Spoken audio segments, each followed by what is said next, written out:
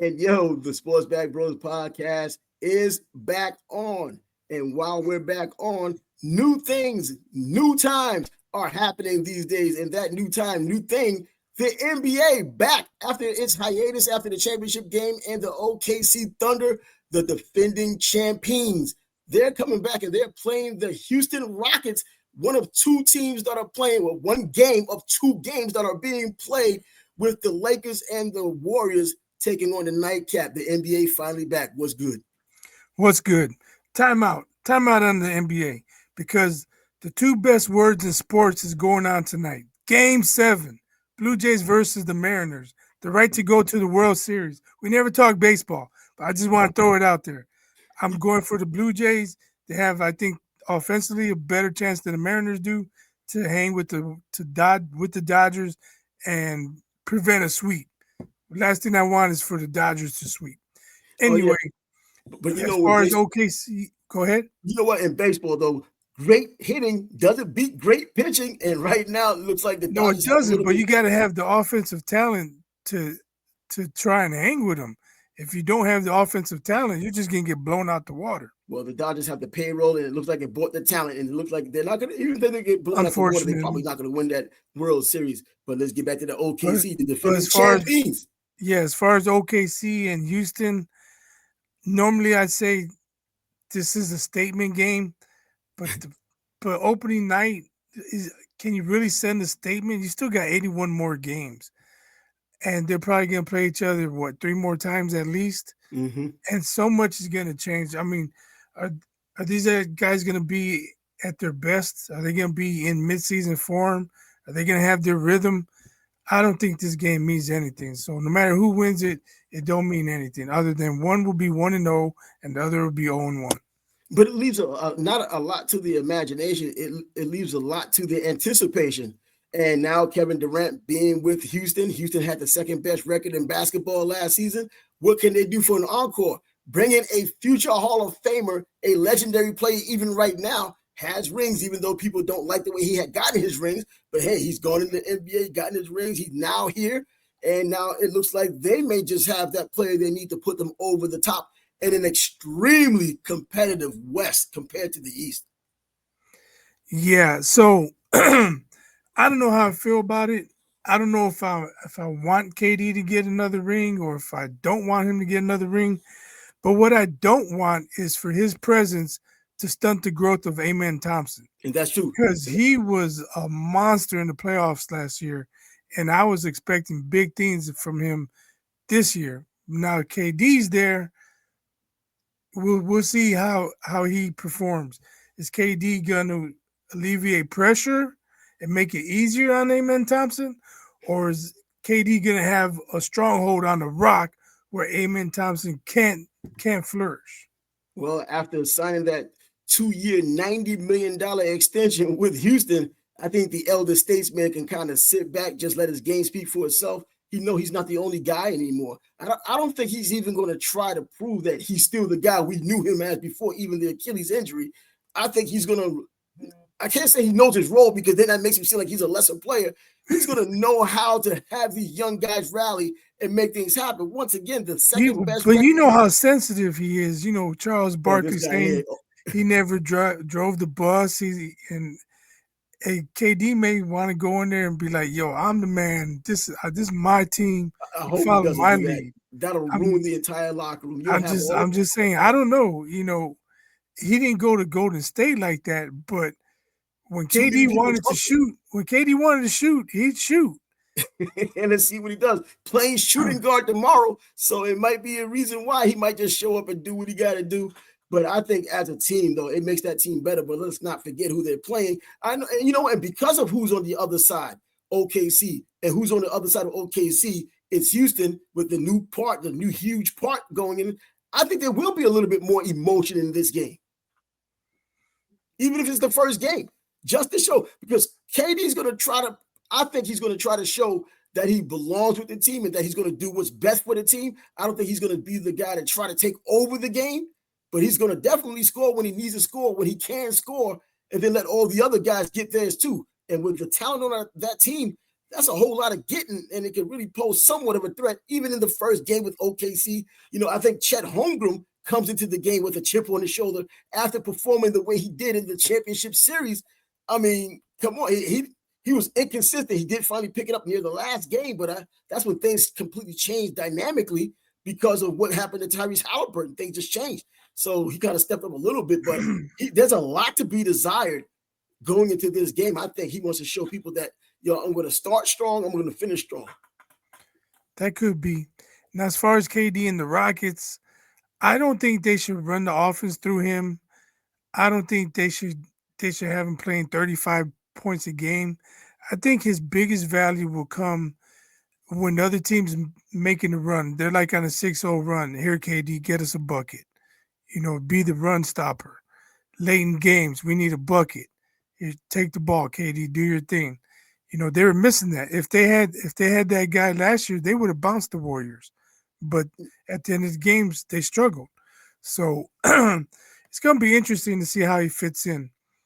OKC, they're bringing everybody back. Yep.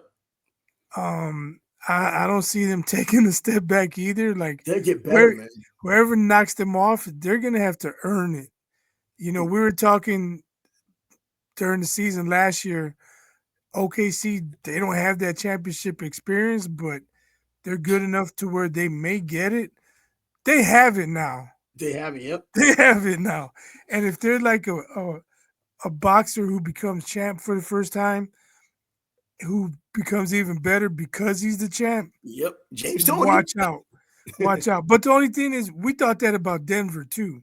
But Denver wasn't able to keep everybody. They didn't bring everybody back on this team. That's the difference between them and OKC last year. Yeah, and the big dogs that OKC was able to get back or at least secure. I mean, that's the team that won this last season, and they were deep just as well. I mean, they had everybody who played their role. They were damn good at the role they played in, and their stars were stars when they needed to be stars. Even when the SGA had a bad game, he was having a 30-point bad game because he shot a lot, didn't make it like he usually makes it. That's what the bad game was. And then, there was a lot of fight in Indiana and with Indiana as well.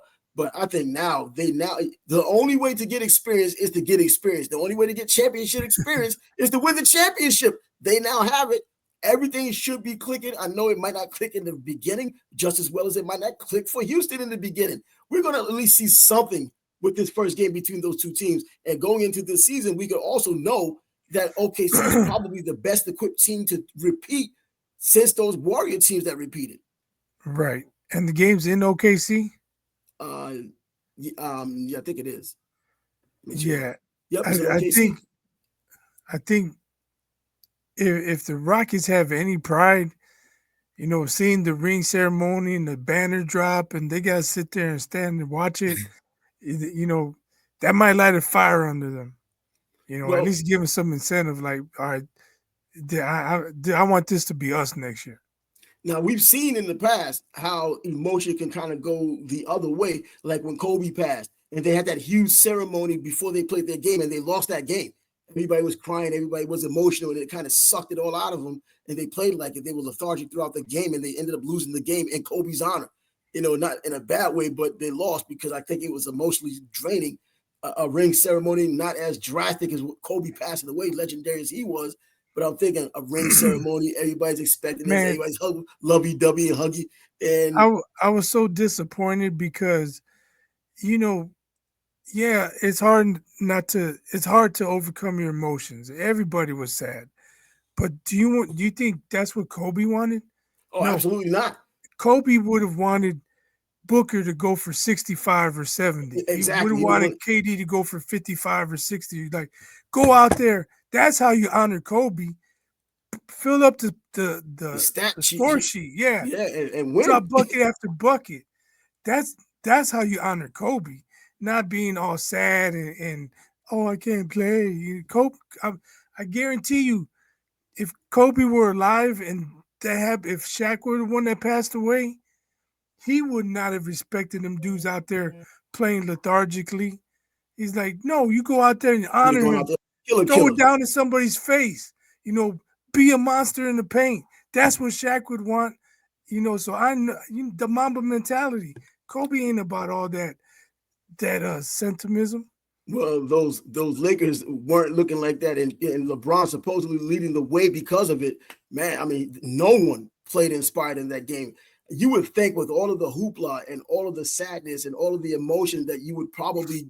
This is one of those games, even if it's not a playoff game, you're digging down deep. You do not want a loss, and they got a loss. You'd have done everything possible not to lose that game. I don't think they did everything possible not to lose that game, and they ended up losing it. When Walter Payton passed away, I want to say it was like on the Thursday.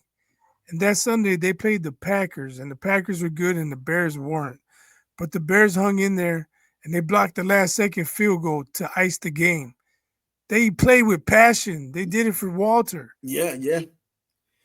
Man, you know what? Everybody has to be on the same page. You don't even have to be as talented. Sometimes your heart, even if it's for that one game, is big enough and tough enough to be able to overcome the obstacle, especially against your biggest rival, being the Green Bay Packers. But man, this basketball season, I mean, we're going to talk more about basketball as it goes on. College basketball starts next month as well. I think the first game is November 3rd when college basketball starts up. But the East is nowhere close to what's going on in the West this year. The Knicks might be the odds-on favorite to win the East, even though they're still Cleveland. But we saw what happened with them, but it was mostly injuries. And Boston, forget about it.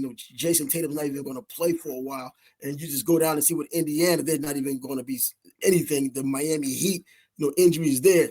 I mean, you just got on the list. There's nothing but a mass unit on the East, but the West, from top to bottom, man, they're just difficult. It's going to be a battle for all of those teams out there. Yeah, I think the East is between the Knicks and Cavs, and I give the edge to the Knicks. Yeah, and like if they're going to make it to the finals, this will be the year. Yeah, and for what? To go and play against whoever comes out of that buzzsaw in the West and get smoked by those dudes, whether it might be Houston, whether it might be Golden State getting it back. They might make a move at the deadline. Yeah, and that's true. They may be able to make a move at the deadline. I'm just saying there's just so much talent on the West side. In OKC, I just can't see the Knicks. I didn't want to see them last season in the playoffs against OKC. We would have got the same result we got with even Tyrese Halliburton being there, but we still have got the same result as they had gotten against Indiana. Because OKC just seems like when they wanted to win, they won those freaking games. And when they were at home, what were you going to do with them? I don't know. I guess my final comment before we get out of here. Do the Warriors have a big man yet? Man, I've been calling for a big man for like 3-4 years. 3 or 4 years. But they've still been kind of making it a little interesting, still trying to move forward without one. Draymond Green doing all that talking as usual, but you know what? He's getting old or has been old. I mean, you look at OKC, they got Holmgren and Steven Adams. Yeah. Rockets, they got a couple big men. Adams is back this year from the injury. Who? Adams, right? From the injury. Yeah, the injury. He should be. Yeah. Rockets got a couple big men. And when they went to the Twin Towers, they gave the Warriors fits last year. So I don't know what dumb Levy's doing out there, man. Being dumb. Anyway, well, we could close it on that. There will be more NBA talk as the season goes on. We'll be able to look at this in a retrospective kind of way on Thursday because other games would have been played as well. He's Bias, I'm Trav, and the Sports Bag Bros podcast will come back at you with more B-ball in the future. Until then, deuces.